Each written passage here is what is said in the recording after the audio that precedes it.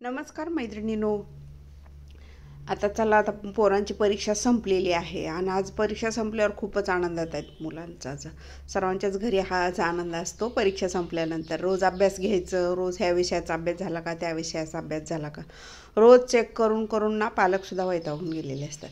मग आता परीक्षा संपली, आता चला दिवाळीची सुरुवात करायची आहे. आता दिवाळीचं म्हणलं घरात जास्त कामं पण काढता येत नव्हती की पोरांचा अभ्यास बुडतो. आपण खडखड करत बसलो तर पोरं आपल्याकडेच लक्ष देतात. किती जरी बसवलं त्यांना तरी ते आपण काय करतो तेच बघायला येत असतात. म्हणून जास्त कामंसुद्धा त्यांच्यासमोर काढली नाहीत काय. आता दिवाळीचं फराळ वगैरे आता इथून पुढं तयारी करायची आहे बघा. आता दिवाळीला तर तसं परीक्षा झाल्यावर आम्ही गावीच जाणार आहे. आता गावीच दिवाळी करायची आहे आम्हाला. इथं जास्त पुण्यात आम्ही नाही करणार आता यावर्षी पण दिवाळी जास्त. थोडीफार करीन नैवेद्यापुरतं आणि जाणार आहे लवकरच गावी आम्ही. आता बघा पोरांची सकाळची तयारी संपूर्ण. आता बघा आता पोरं आली की झालं. आता आज काय काय करायचं मेन आता ते खूप आज मोठी लिस्ट आहे आमची. आता ती लिस्टमधलं एक एक एक एक आयटम आता तुम्हाला मी थोडक्यात सांगते. आता दुपारीच आता थोड्या एक ताई आले तर आता त्यांना म्हटलं चहा करावा. आणि सकाळ सकाळ पोरांचं नाश्ता ते सगळं आवरून परीक्षा असल्यामुळे डबे नाहीत त्यामुळे मग सकाळ स्वयंपाक करायचा जास्त काही प्रश्न नाही. आता सकाळ त्यांना नाश्त्याला दिले की तोपर्यंत 10ला परीक्षेवरून येतात आणि 10ला आले की झालं 11ला डायरेक्ट जेवणच होतं आमचं. 10:30पर्यंत तर होतंच तसं. पण आल्यानंतर ह्यांचं कपडे काढणं, हातपाय धुणं आणि थोडं टी व्ही बघणं ह्याच्यात 11 वाजतात पूर्ण जेवण व्हायला ह्यांचा. आता एक ताई आल्या होत्या माझ्याकडे, त्यांना चहा देते. आणि चहा दिल्यानंतर बघा आता त्या ताई मला भाजणीचं दळून घेण्यासाठी आलेले आहेत माझ्याकडे. आता बघा मी आता पोरं येईपर्यंत डोश्याचं पीठ मी बनवून ठेवलेलं आहे. हे हिरव्या मुगाचे डोसे करायचे आहेत आम्हाला. हिरवा मूग आणि तांदूळ थोडा दळून घेतला आहे आणि इडलीचा कुकर लावलेला आहे मी.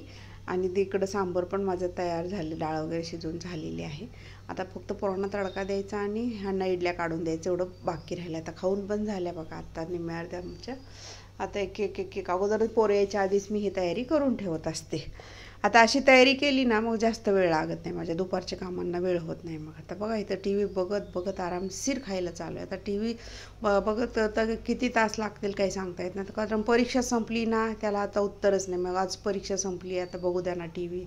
बघा एक झोपून बघतोय, एक इकडं साईडच्या बेडवर पडून बघतोय, असं चाललंय पोरांची मस्ती. आता सर्वांच्याच घरी हे असेल. आता बघा मी दसऱ्याला एक गुळ आणला होता आणि त्या गुळाची ही अशी अवस्था झालेली आहे. ह्याला बुरशी म्हणायचं का काय म्हणायचं हे मला नक्कीच कळत नाही. तुमच्याकडच्या गुळाला असं होतं का ते मला नक्की सांगा.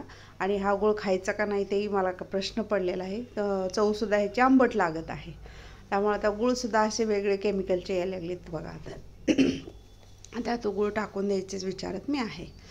आता मुलं काय उन्हात ठेवून पण त्याला एवढं जास्त काय चव बदललेली वाटत नाही मला. त्यामुळं म्हटलं नकोच खायला तो गुळ, आता टाकून देणार आहे. तर बघा तर हे आता मी दुपारी आता क्लासला जायचं आहे ह्यांना. तर शाळेतून आल्यानंतरची ही यांची तयारी. ह्यांना आता प्रत्येक कामं मी वाटून दिलेली आहेत की स्वतःचे आपला बेड कप्पा सगळं साफ करून घ्यायचं आहे. आता बघा शाळेतून आल्या सर्व कामंही मी सांगितलेली आहेत पोरांना.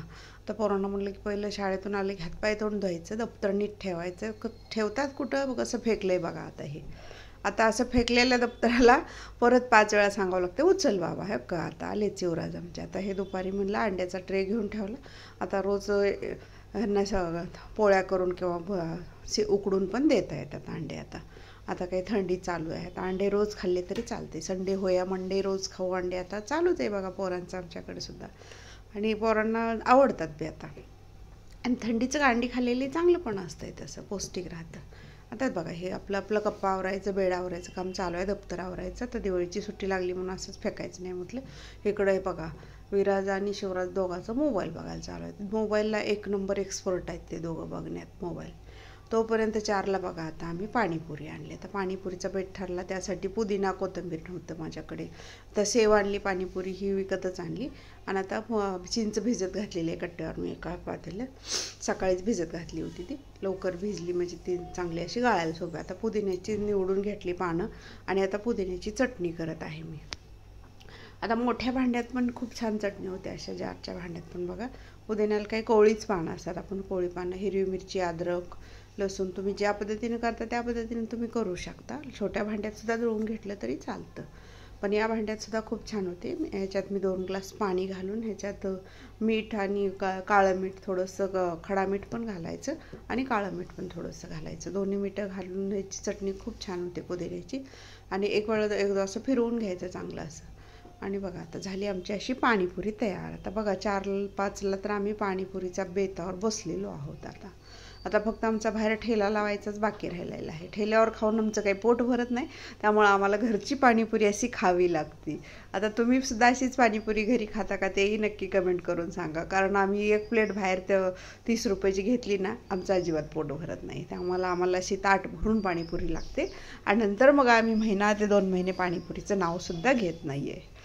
आणि आपण हे बघा आता आपल्या पद्धतीनं गोड तिखट असं वेगवेगळं पाणी बनवू शकतो आपण. आम्ही दरवेळेला वेगवेगळं पाणी बनवतो. तर ह्यावेळेस पुदिना, हिरवी मिरची आणि चिंचगुळाचं पाणी बनवलेलं आहे आम्ही. मग आता तुम्ही सुद्धा कोणतं पाणी बनवता तेही मला सांगा नक्की कमेंट करून. आता खूप वेगवेगळ्या 5 प्रकारच्या पाण्याच्या पाणीपुऱ्या आम्ही सुद्धा बनवतो. आता नंतर दुसऱ्या वेळेस बनवल्यानंतर तुम्हाला वेगळी पाणीपुरीचं पाणी दाखवतो आम्ही. लिंबू पाण्यात सुद्धा म्हणजे बनवता येते बरं का पाणीपुरी, खूप छान बनते. आम्ही 1 वेळा ट्राय केली होती. पण लिंबूमध्ये सुद्धा चाट मसाला बाकी सर्व मसाले टाकावे लागतात तुम्हाला. आता अशा प्रकारे आमचा पाणीपुरीचा बेत संपलेला आहे. तुम्हाला कसा वाटला आमचा हा दिवस? आजचा हा दिवस आमचा छान गेलेला आहे. आणि तुम्हाला सुद्धा आय होप की तुम्हाला सुद्धा सर्व दिवस दिवाळीचे चांगले जाऊ. दिवाळीच्या शुभेच्छा.